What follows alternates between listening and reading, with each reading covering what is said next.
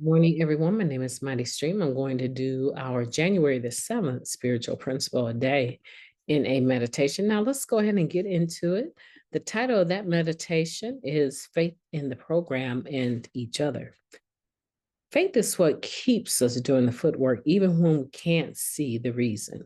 That comes from the Living Clean book, chapter 1, Growing Pains. Many of us were fine with living a philosophy of act now, ask questions later in our addiction. We did what we had to do, the footwork of using, perhaps, and had a certain degree of faith within the chaos of that lifestyle. But we don't necessarily bring those bold tactics into early recovery. Why then is it so difficult for many of us to have faith and get on board with NA from day one? Maybe it's that we didn't know what we wanted. We thought we'd found what we wanted in drugs, but total abstinence seemed unlikely and long-term recovery unfathomable. Yes, we want a better life, but who doesn't?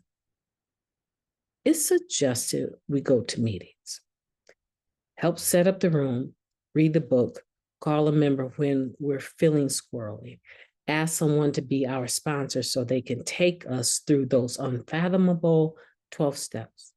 We also think this works for you, but what if it doesn't for me? And why do you seem so sure it will? A lot of us would say the reasons are evident. Here are a bunch of addicts who didn't use today, who set up and ran a meeting that started and ended on time. They shared their experience, strength, and hope. They griped about their day, but stayed clean anyway. They were joyful with each other, celebrating recovery milestones with gratitude. When speaking, most expressed their faith in the program and in each other. At some point, we made a decision to do the footwork without a clear picture of our destination. Why? Some of us are so desperate, we'll do anything to stop the pain. For others, it's a lightning bolt, spiritual awakening, a moment of clarity. Some of us take tiny steps or have many moments of clarity. Others find a single person to trust, and that drives our decision. Still others cling to our rebelliousness and then find ourselves celebrating a year clean, then 5 years, then a quarter century. No matter what kicks it off, this decision is, for many of us, our first experience of faith. We hear that more will be revealed, and more is.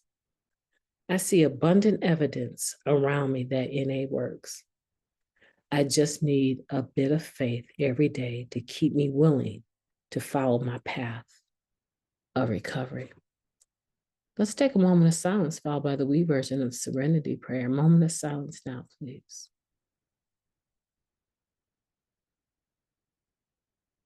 Thank you, God. Grant us the serenity to accept the things that we cannot change, the courage to change the things that we can, and the wisdom to know the difference. Just for today, please and thank you. Isn't that powerful? Talking about faith in the program and each other. The faith in each other comes in allowing the experience, strength, and hope of others. Listen to me now. Listen to me, because this is a long meditation. I want to make sure that I hone in on what I believe it actually means. Faith in the program and each other. It means allowing the experience, strength, and hope of others as they share it and demonstrate it to give us hope, right? Because we're always talking about this is about attraction and not promotion, right? So I make a decision at some point in time that I'm going to allow the seed of recovery to be planted in me. And a lot of times, as soon as we realize that we've heard something or seen something in recovery that affects us, we shut down. And we say, okay, seed, you're just going to be on the top of the soil. I'm not going to allow you to be inserted deeper into my heart, deeper into my spirit where it can actually take root. I'm not going to allow that because this looks like it's going to hurt a little bit, right? Or that it might cause some change. And I'm not really sure I want to change that much. But before you know it, it's already been planted.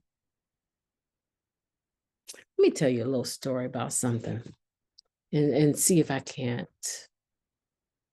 bring this to life. Many of our children are at the stage where they're learning a little bit about biology. They're learning a little bit about how plants grow, what seeds can do if you just water them a little bit.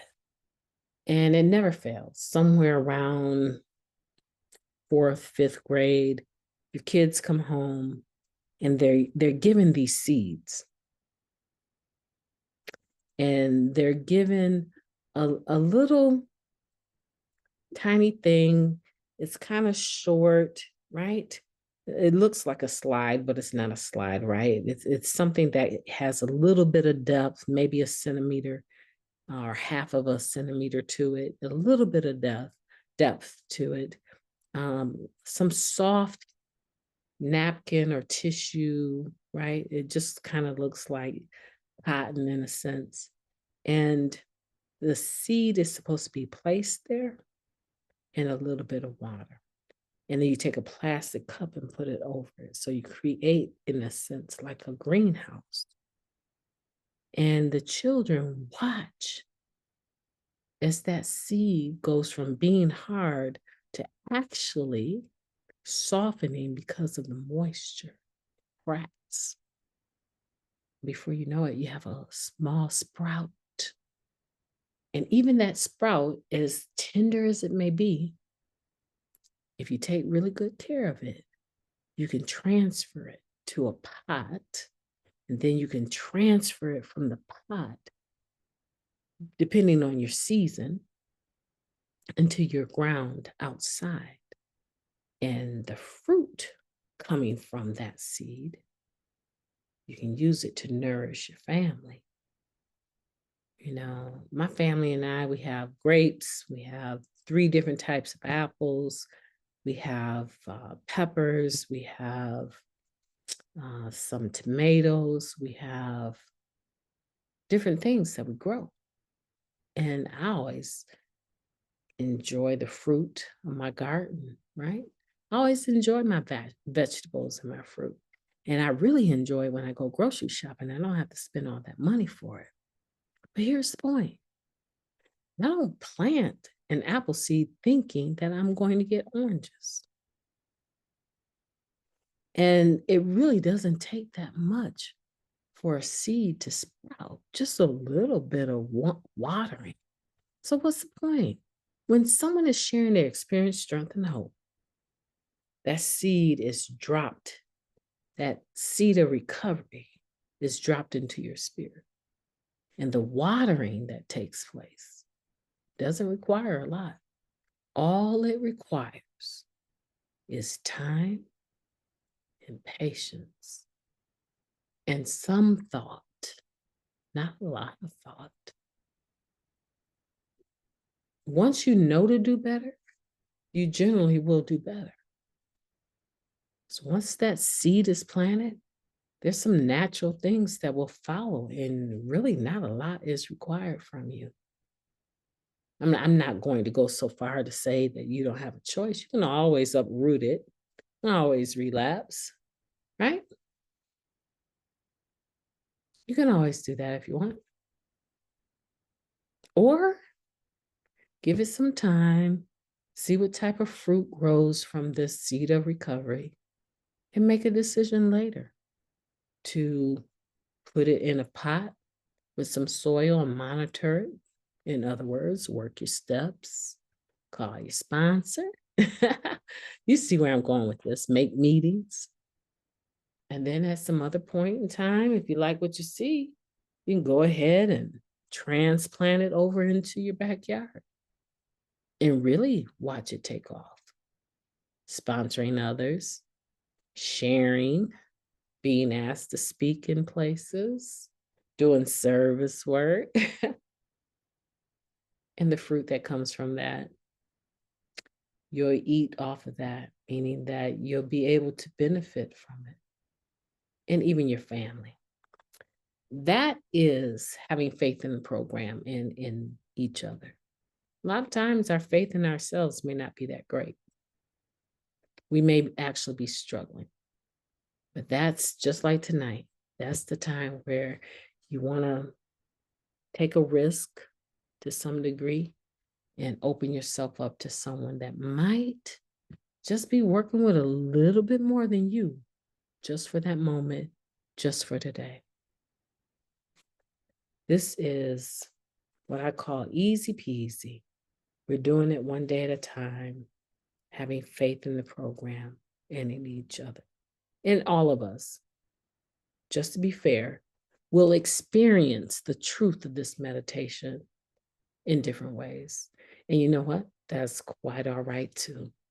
That's quite all right. Your journey is your own journey. You know, your journey is your own journey. And like I said, I've experienced some very obnoxious interactions today, but the positive ones far outweigh all of the negative ones. And all I can do, the end of this day going into today, is pray. Pray for those that are struggling. I don't know what it's like to not know a person and think you heard them say something or you think you saw them do something, and to be so bold, to be so accusatory and not given to any kind of humility or suggest. I don't know what that must feel like in the atmosphere of recovery, to make a total behind of yourself in this atmosphere of recovery and have to deal with that. Surely I can pray for them. My name is Mighty Stream, and I'm hoping that you will have a beautiful day on purpose. When the good comes, embrace it. When the negative comes, I want to say embrace it, but don't allow it to run over all of this beautiful seed receiving of recovery, planting, and growing that you've done. No one gets to take your recovery away from you. You can give it away, but no one gets to take it from you. When you encounter situations like I've encountered, put a time limit on it. Put a time, 15 minutes. Okay, I'm done with that. I want for you to have a beautiful day on purpose. Talk to you soon.